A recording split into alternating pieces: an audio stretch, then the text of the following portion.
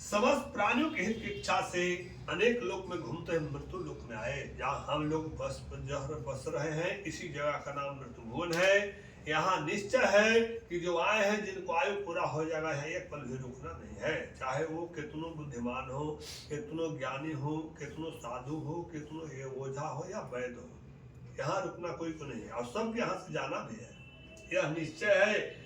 लेकिन फिर भी जब यहाँ नारद जी आते हैं तो देखते हैं कि सभी प्राणी, चाहे तो अमीर हो, गरीब हो, जो भी हो, किसी न किसी प्रकार से कष्ट से व्यापित है। अगर अमीर है तो उसको रोगी सता रहा है, गरीबी है तो उनको अन्न की चिंता है, धन की चिंता है, माने किसी न किसी प्रकार से लोग यहाँ दुख में जीवन है। तो नारद जी सोचते हैं कि किस प्रकार से इन लोगों का दुख दूर हो, ऐसा मन में विचार करके और विष्णु भगवान के पास नारद चले जाते हैं कि चलते हैं, विष्णु हर सृष्टि की है, विष्णु हर रचनात्मक है, उन्हीं से पूछे कि प्राणियों का दुख किस प्रकार से दूर होगा। ऐसा मन में विचार करके नारद विष्णु लोक में चले जाते हैं। वहां पर विष्णु भगवान शंख गदा से सुशोमान थे। वहां जाकर के नारद जी स्तुति करते हैं, भगवान से पूछते हैं कि हे भगवान, हे नाथ, मृत्यु लोक में सभी प्राणी अनेक योनियों में उत्पन्न होकर के किसी न किसी प्रकार से कष्ट पा रहे हैं। हे भगवान, कृपा करके बताइए उन प्राणी का दुख किस प्रकार से दूर हो।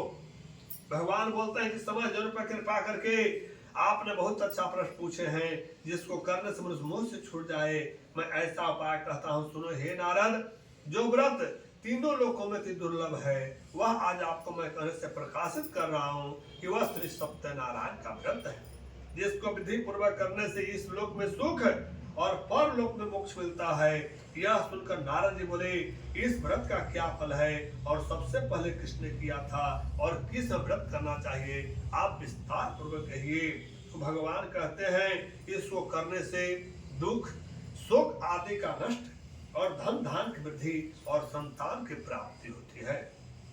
इस व्रत को मनुष्य भक्ति से श्रद्धा किसी भी दिन, हम पूर्व में कह चुके हैं, किसी भी दिन का कोई दिन समय निश्चित वार तिथि नहीं है, श्री सत्यनारायण का पूजन करे, अपने भाई बंधु ब्राह्मण दोस्त बहन सबको बुला करके और भगवान को पूजन करे। भगवान के प्रसाद में केले के फल, घी, दूध, गेहूं के चूर्ण अगर न हो तो चावल के चूर्ण में गुड़ मिला करके और विष्णु भगवान को सावा पाव, सावा शेर, सावा मन सवैया और मिला करके भक्ति से सत्यनारायण भगवान को नैवेद्य लगावे।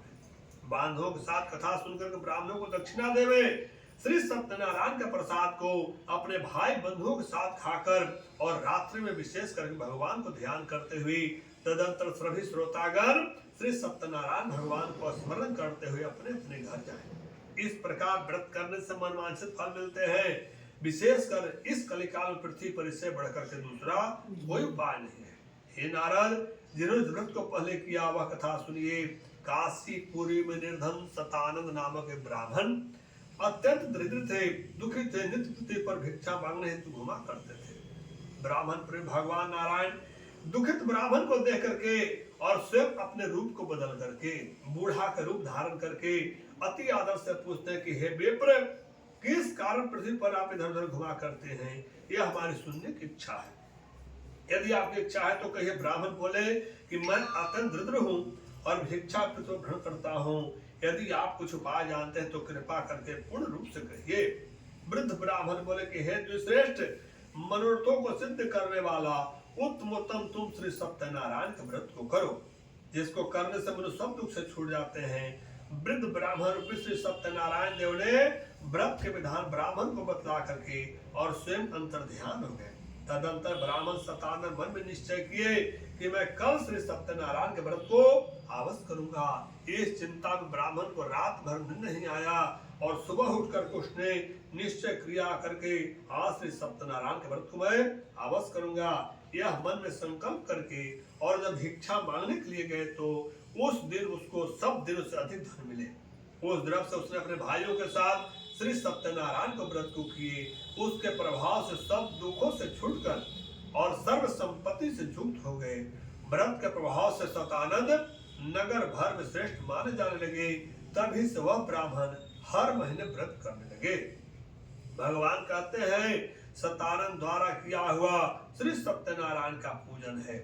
इसको जानकर जो मनुष्य व्रत करते हैं सब पापों से छूटकर मोक्ष को पा जाते हैं।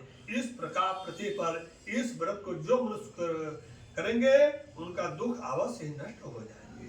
प्रेम से बोलिए द्वितीय अध्याय श्री सत्यनारायण स्वामी की जय।